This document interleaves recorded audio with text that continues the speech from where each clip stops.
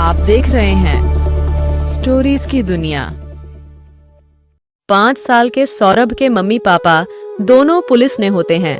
सौरभ के mummy papa duty पर जा रहे होते हैं। मम्मी पापा बाय, जल्दी लौट कर आना और मेरे लिए एक एरोप्लेन लेकर आना।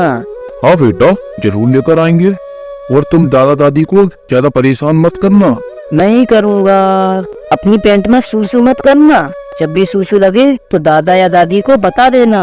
हाँ मम्मी, बता दूंगा। सौरभ अपनी दादी के साथ पार्क में चोर पुलिस खेल रहा होता है। सौरभ झाड़ियों में छुपा होता है। उसकी दादी पहुंच जाती है। पकड़ लिया, मैंने सौरभ को पकड़ लिया। दादी, इस बार आप चोर बनो, मैं पुलिस बनूंगा। आप छुपो और मैं आपको पकड़ लूंगा। ठीक है बेटा, बड़ा होकर क्या बनना चाहते हो? मैं बड़ा होकर मम्मी पापा की तरह पुलिस वाला बनना चाहता हूँ। कुछ समय बाद सौरभ के मम्मी पापा लौट आते हैं। मम्मी पापा आ गए। पापा, आप मेरे लिए एरोप्लेन लेकर आए हैं? हाँ बेटा, ये रहा तुम्हारा एरोप्लेन। मम्मी, इसमें सूसू तो नहीं की? सौरभ अपने दादा के साथ पार्क में घूमने जाता है। उसके दादा उसे लंबाई बढ़ाने वाले झूले पर लटका देते हैं। देखो, अगर तुम्हें भी अपने मम्मी पापा की तरफ पुलिस में जाना है तो रोजाना ऐसे ही लटका करो। एक दिन सौरभ के मम्मी पापा का कार एक्सीडेंट हो जाता है और वह दोनों मर जाते हैं। सौरभ के दादा दादी सौरभ की परवरिश करते हैं। सौरभ जब 18 साल का हो जाता है तो पुलिस में जाने की तैयारी शुरू कर देता है। सुबह 4 बजे उठकर ही वह दौड़ने जाता है। लंबी कूद, ऊंची कूद, वह सबकी खूब प्रैक्टिस करता है। एक दिन सौरभ हैकिंग के लिए पहाड़ों पर जाता है। उसी समय उसके पैर में एक सांप काट लेता है। सौरभ तुरंत अपना चाकू निकालकर सांप के काटे हुए जगह पर चाकू से कट लगा देता है।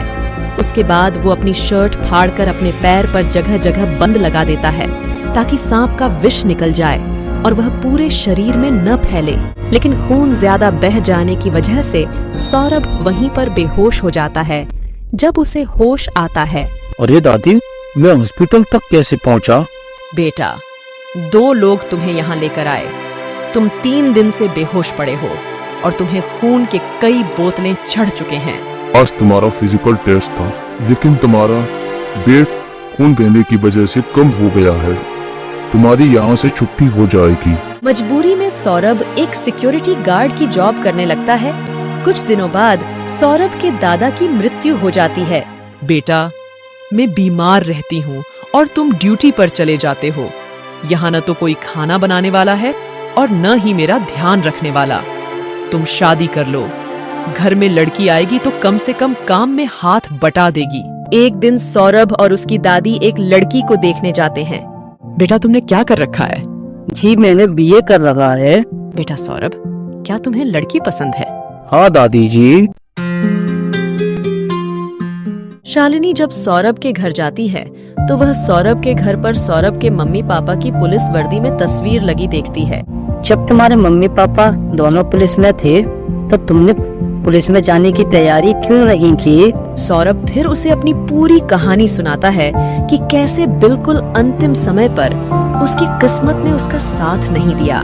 मेरे दादा दादी और मम्मी पापा का यही सपना था कि मैं पुलिस में जाऊं, लेकिन ईश्वर की मर्जी के खिलाफ क्या ही कर सकते हैं। मैं तुम्हारी मम्मी पापा का सपना पूरा करूंगी।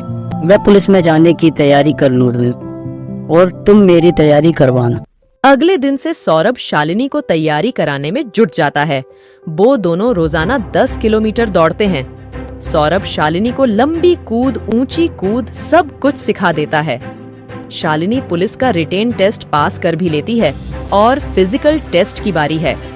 एक दिन शालिनी सीढ़ियों से उतर रही होती है तो उसका पैर फिसल जाता है और उसके सर पर चोट आ जाती है। बेटी, अब तुम्हें आराम की जरूरत है। तुम फिजिकल टेस्ट की तैयारी मत करो। दादी, मेरे सर पर चोट लगी है, लेकिन फिर भी मैं अपनी तैयारी जारी रखूंगी। शालिनी पट्टी पहनकर ही ऊंची कूद, लंबी कूद और रनिंग की प्रैक्टिस जारी रखती है। जब फिटनेस टेस्ट की बारी आती है तो तब तक शालिनी के सर की चोट भी ठीक हो जाती है। सभी लड़कियों में सभी टेस्टों में फर्स्ट नंबर पर आती है और पुलिस में भर्ती हो जाती है। शालिनी, मुझे तुम पर बहुत गर्व है कि तुमने इतनी परेशानियों के बावजूद भी पुलिस वाली बहू बनकर दिखा दिया।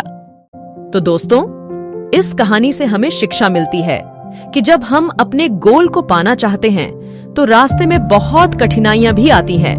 हमें उन कठिनाइयों से हार ना मानकर अपना प्रयास जारी रखना चाहिए, तभी सफलता मिलती है। ऐसी ही दिलचस्प कहानियां देखने के लिए हमारे चैनल स्टोरीज की दुनिया को सब्सक्राइब करना ना भूलें।